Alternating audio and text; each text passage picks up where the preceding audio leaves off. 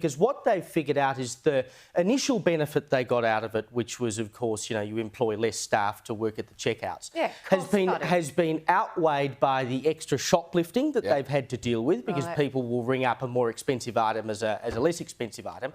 And it has not actually led to, and this is what we were told it would do for us, it has not led to faster wait times at supermarkets. It has, in fact, led to longer wait times, because you've got all these people being funneled through the self-service ones, and you've still got to line up because there's so many people waiting to use them.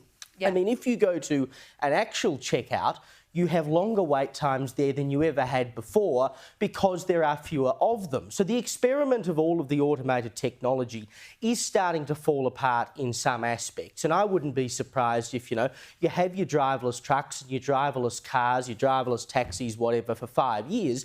And after 5 years, we start to go, hang on a minute, this isn't the great panacea that we thought it would be. In a taxi, for instance, right? I mean, you can get in the thing, there's no personability whatsoever, right? Now, if there's a crash somewhere on the road, and this car is hell-bent on the track that it's going to take, well, you're stuck. Nothing you can do. You've got a real driver operator there. You can move that vehicle as fast as their brain can work to get elsewhere. The same with a truck. If there's a road closure, if there's road works, I mean, how does an automated truck, for instance, respond to a snap decision that someone else makes on the road? Someone else pulls in front of a truck. How does that truck know how to respond to it?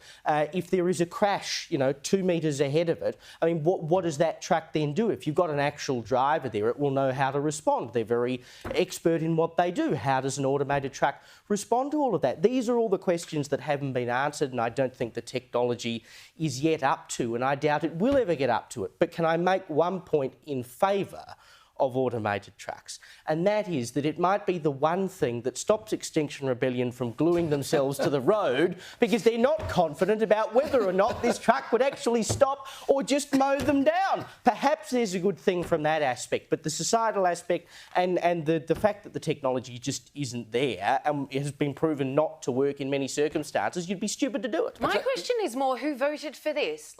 Human beings do not want to be done en masse out of decent, hard-working, mostly manual labour type jobs. But isn't this the age-old story by automation? Nobody wants this. It's just greedy businesses going, we can cost cut majorly here. I can buy one robot, a handful of people to maintain however many robots I've now got in my service. I don't have to have a payroll anymore. It's almost completely thrown out the window.